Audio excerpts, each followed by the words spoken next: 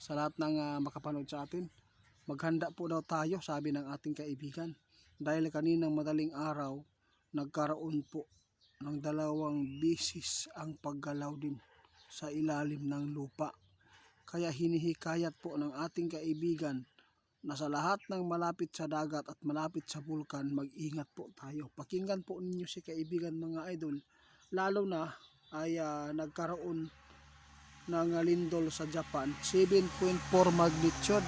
Ito po ay hinulaan ng ating kaibigan. Nakikita po ninyo yung ipinapaabot ng ating kaibigan noong 1 linggo na mayroon po sila nakita na hugis dragon na pula. Sinabi po ng ating kaibigan, kaguluhan at kalamidad na posibleng sisiklab at posibleng mangyari yung mga lindol sa ibang bansa mga idol. Kaya hindi po tayo magpakapanti dahil po ang Pilipinas, isa po tayo dito sa number 1 din na daanan ng lindol. Kaya ikinababahala ng ating kaibigan ngayon yung nangyayaring paggalaw na 2 bisis kaninang alas 3 ng umaga kaibigan. Kaibigan, ha?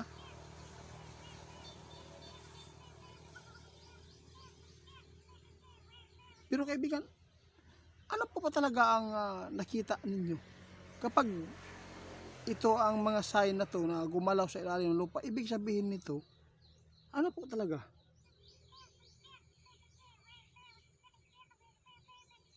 Totoo yan. Guys, kahit ano pang nakita ng ating kaibigan, kung hindi pa pintulutan ng Diyos, hindi talaga yung mangyayari. Pero itong babala mga idol, hindi po masama magbigay po ng babala, lalo na pag nakikita nila ang impormasyon. No? Yung ibig sabihin po ng paggalaw sa lupa sa ilalim ngayon, ibig sabihin nito mga idol, talagang makasagupa talaga ang Pilipinas ng pagyanig.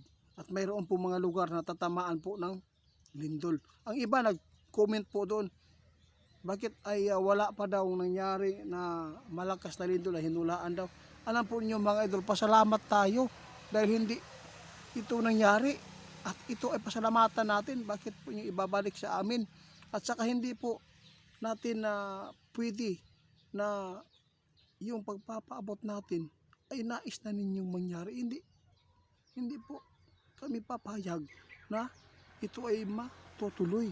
Kaya sinabi ng ating kaibigan, para daw masumpa at maraming mga tao pwedeng manalangin yan. Pero yung iba mag-comment dyan, parang gustuhin nila na talagang mangyayari. Alam po ninyo, ang babala mga idol, isa po dito sa naaani natin na ito ay ikakabuti, di ba? Oo, kung hindi kayo maniniwala sa mga ipinapaabot ng ating kaibigan, walang problema po na hindi po kayo manonood. Okay lang po sa akin, may mga 800 katao ang manood, di ba? Okay lang po yan sa amin. Dahil si kaibigan mismo mga idol ay nagsasabi, walang ibang pinakamakapangyarihan sa lahat kundi ang ating Panginoon. Sila ay isang pulling angel. Gusto lang nilang makabawi. Kaya ito po ang mga babala na ipinapaabot ng ating kaibigan na para po i-guide tayo na hindi tayo magkampanti ngayon. Dahil yung mga sign na gumagalaw po sa ilalim ng lupa, ibig sabihin nito mayroon pong mga lugar na makasagupa ng lindol. Kaya ipinapaabot po namin, kung mayroon man po makapanood, at least kapag niyanig sila ng lindol, hindi sila magpapanik at hindi po sila tatalon sa two-story. Tulad po doon sa Sibon tumalon dahil po hindi niya alam na magkaroon ng ganyan. Ipapasalamatan natin po sila mga idol. Kaya huwag po kayong mag-comment po kung ayaw niyong maniwala, di ba?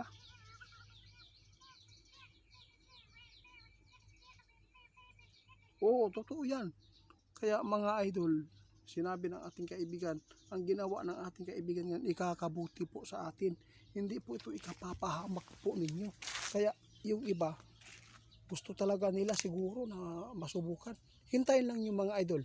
Oh, sinabi po ng ating kaibigan, pakinggan ninyo. Oo, totoo yan. Oh, tama.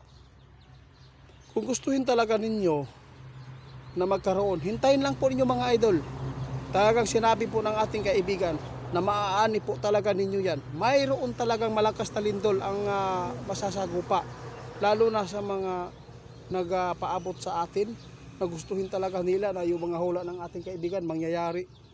Hindi po yan mga idol, hindi po yan maganda. Kaya sa lahat po ng mga tao na mapagkumbaba sa bidyong ito at hindi po nagagalit sa mga anumang mga ipinapapot, hindi naman po namin ito tinuro na ikakasama ninyo.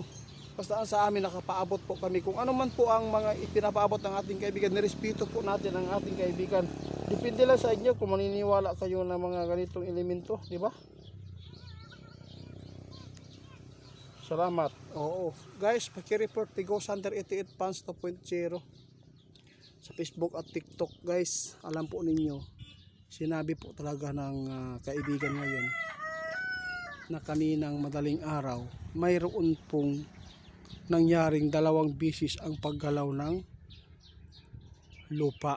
Kaya ipinapaabot ng ating kaibigan na hindi po dapat tayo magpakampante dahil sa nangyayari doon sa Japan. Dahil kapag mayroon pong nangyayaring malakas na lindol sa ibang bansa, talagang magkakaroon talaga ng katapat. Magkakaroon talaga sa ibang bansa din o sa ibang lugar na magyanig. Yun po ang ibig sabihin ng ating kaibigan. Kaya lagi po namin itong ipinapaabot, lalo na sa kaligtasan ng tao. Kaya sa lahat po ng makapanood, huwag po kayong mapikon mga idol.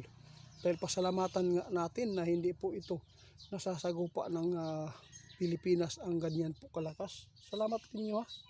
Sige, salamat. Guys, hanggang dito na lang.